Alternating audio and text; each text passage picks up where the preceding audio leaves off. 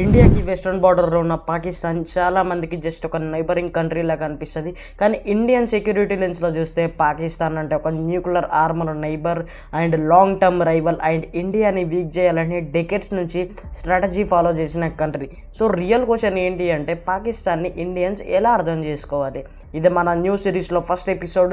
కంట్రీస్ని Indian perspective నుంచి అయితే explain చేద్దాం. ఈ స్టోరీ స్టార్ట్ అయింది 1947 పార్టీషన్తో. బ్రిటిష్ ఇండియా డివైడ్ అయ్యి ఇండియా పాకిస్తాన్ అయితే క్రియేట్ అయ్యాయి. Partition it self huge violence అయితే క్రియేట్ చేసింది. ఆల్మోస్ట్ ఇమీడియట్గా కాశ్మీర్ కాన్ఫ్లిక్ట్ అయితే స్టార్ట్ అయింది అండ్ అప్పటి నుంచి రైవల్రీ పర్మనెంట్గా అయితే అయిపోయింది.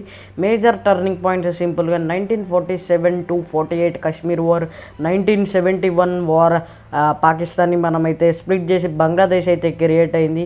1998 న్యూక్లియర్ టెస్ట్, రెండు కంట్రీస్ అయితే న్యూక్లియర్ పవర్స్ అయ్యాయి. అప్పటి నుంచి సౌత్ ఏషియాలో India Pakistan rivalry permanent strategic reality అయిపోయింది. పాకిస్తాన్ లొకేషన్ ఇండియాకి చాలా సెన్సిటివ్. ఇండియా వెస్ట్రన్ బార్డర్ మొత్తం పాకిస్తాన్తో కనెక్ట్ అవుద్ది.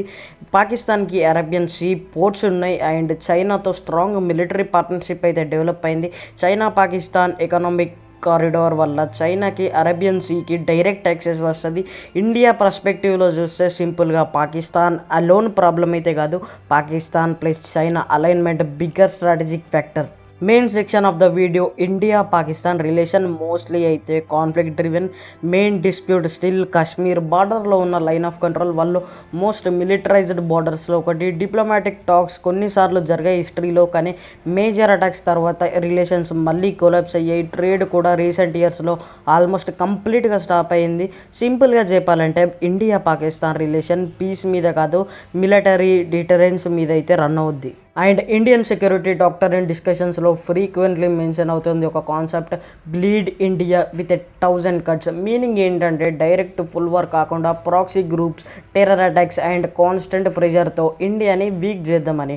ఇండియాలో చాలా అనలిస్ట్స్ బిలీవ్ చేస్తారు ఈ స్ట్రాటజీ డెకెట్స్గా ఇండియా మీద యూజ్ అయిందని చెప్పి.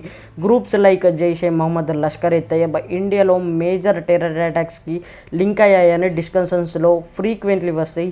పాకిస్తాన్ గవర్నమెంట్ అఫీషియల్గా స్టేట్ ఇన్వాల్వ్మెంట్ డినై చేస్తాయి, కానీ ఈ terror proxy issue India Pakistan రిలేషన్లో biggest conflict point. And future outlook, ఫ్యూచర్లో ఇండియా పాకిస్తాన్ రిలేషన్స్ మేజర్గా చేంజ్ అయ్యే ఛాన్సెస్ అయితే చాలా తక్కువ. కాశ్మీర్ డిస్ప్యూట్ అయితే కంటిన్యూ అవుద్ది. పాకిస్తాన్ టెర్రర్ నెట్వర్క్స్ని డిస్మాంటిల్ చేయడం చాలా హార్డ్ అండ్ అందుకే మనం రియలిస్టిక్గా చెప్పచ్చు long term rivalry, periodic tensions and ఇది పాకిస్తాన్ మీద డిపెండ్ అవుతుంది వాళ్ళు ఎలా బిహేవ్ చేస్తారని చెప్పి. సో ఇండియన్స్ పాకిస్తాన్ని చూస్తే సింపుల్గా నైబర్ అని కాదు, స్ట్రాటజిక్గా చూస్తే పాకిస్తాన్ అంటే nuclear armed rival, proxy conflict history ఉన్న స్టేట్ అది అండ్ ఇండియా సెక్యూరిటీ ప్లానింగ్లో పర్మనెంట్ ఫ్యాక్టర్. సౌత్ ఏషియా జియో పాలిటిక్స్లో సింపుల్ రియాలిటీ ఏంటంటే పాకిస్తాన్ని ఇగ్నోర్ చేయడం ఇండియాకి ఇప్పుడైతే పాసిబుల్ కాదు. ఇది మన న్యూ సిరీస్లో first episode, countries explained in India's lens. Next వీడియోస్లో China, Iran, Turkey, USA, Russia లాంటి కంట్రీస్ని కూడా ఇండియాస్ పర్స్పెక్టివ్ నుంచి ఎక్స్ప్లెయిన్ చేద్దాం.